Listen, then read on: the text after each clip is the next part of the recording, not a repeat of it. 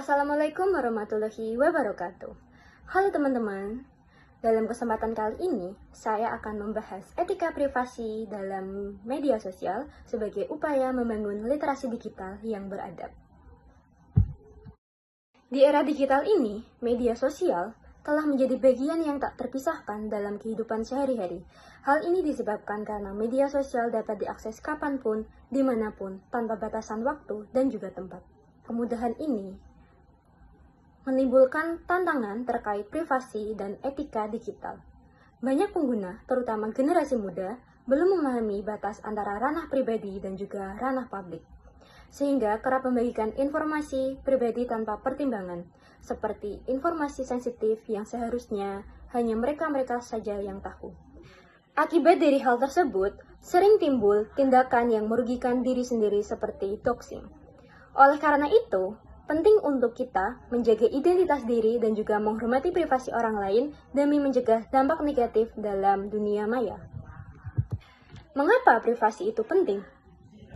Privasi mencakup informasi sensitif serta prevensi dan batasan pribadi dalam berbagi data. Menjaga privasi di media sosial penting untuk keamanan, kenyamanan, dan hak digital kita. Dengan melindungi identitas diri dan juga menghormati privasi orang lain, kita akan menciptakan ruang digital yang aman, nyaman, dan beradab bagi kita semua. Alasan pentingnya menjaga privasi data diri kita di sosial media yang kita miliki. Yang pertama, tentunya adalah untuk menjaga identitas diri kita agar lebih aman. Dengan tidak membagikan informasi pribadi ke media sosial, identitas diri kita akan lebih terjaga. Identitas diri yang dibagikan di media sosial juga berpengaruh terhadap citra diri kita, sehingga perlu dipertimbangkan lagi sebelum kita membagikan informasi atau data diri kita di dalam media sosial. Hal ini demi keamanan dan kenyamanan diri sendiri di dunia nyata. Yang kedua adalah terhindar dari stres emosional. Jika kita oversharing mengenai data diri kita, akan menarik komentar, kritik, dan juga reaksi negatif yang tidak kita inginkan. Maka dari itu, dengan menjaga privasi data diri kita akan menciptakan ruang yang aman untuk mengekspresikan diri tanpa tekanan sosial. Yang ketiga adalah membangun fokus pada kehidupan nyata. Jika kita terlalu larut dalam membagikan segala hal di media sosial, seringkali membuat kita kehilangan fokus terhadap hal-hal penting di dalam dunia nyata. Dengan menjaga privasi, kita bisa lebih hadir dalam kehidupan sehari-hari dan menjalani momen dengan lebih tulus tanpa memikirkan penilaian orang lain di media sosial. Yang keempat adalah mencegah tindak kejahatan digital. Informasi yang terbuka di media sosial bisa dimanfaatkan orang-orang untuk melakukan kejahatan seperti penipuan, pemerasan, atau bahkan pelacakan fisik. Banyak kasus yang terjadi karena pelaku bisa mengakses data pribadi korban dari media sosial. Maka dari itu, penting bagi kita untuk menjaga privasi untuk benteng pertahanan pertama dalam menghindari resiko kriminalitas online.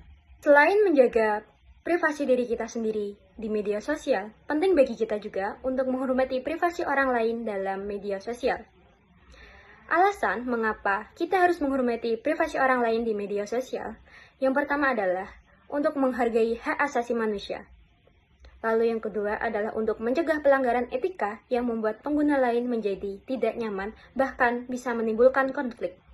Yang ketiga, membantu menciptakan ruang digital yang aman, ramah, dan beradab secara emosional.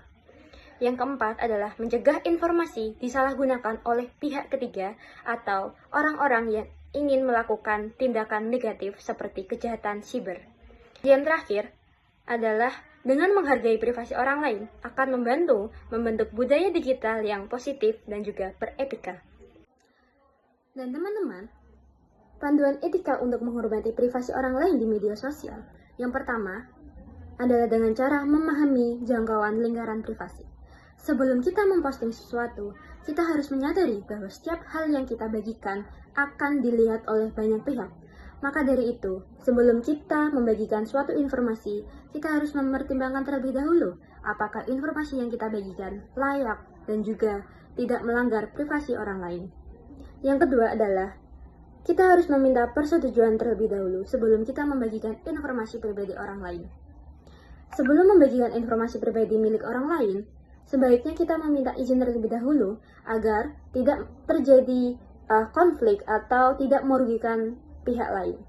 Hal ini demi menjaga kenyamanan banyak pihak. Lalu yang ketiga adalah menjaga etika ketika kita berkomentar. Hindari membahas informasi pribadi dan tetap sopan saat berkomunikasi di media sosial.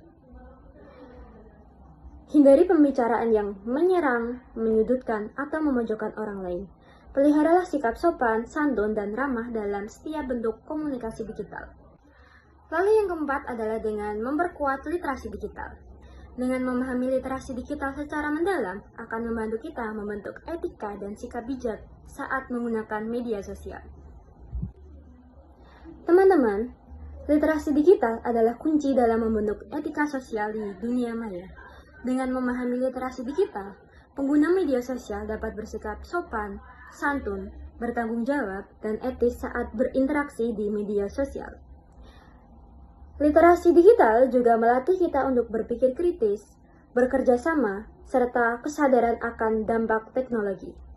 Selain kemampuan mencari dan menggunakan informasi secara bijak, literasi digital mendorong interaksi yang menghormati norma dan martabat orang lain. Di era digital ini, bersikap bijak dan etis adalah wujud kepedulian dan kemanusiaan. Maka dari itu teman-teman, mari bangun literasi digital yang beradab, karena dunia digital yang sehat tercipta dari pengguna yang sadar, peduli, dan juga bertanggung jawab dalam etika-etika bermedia sosial. Terima kasih telah menyaksikan video penjelasan saya. Sampai jumpa di lain video.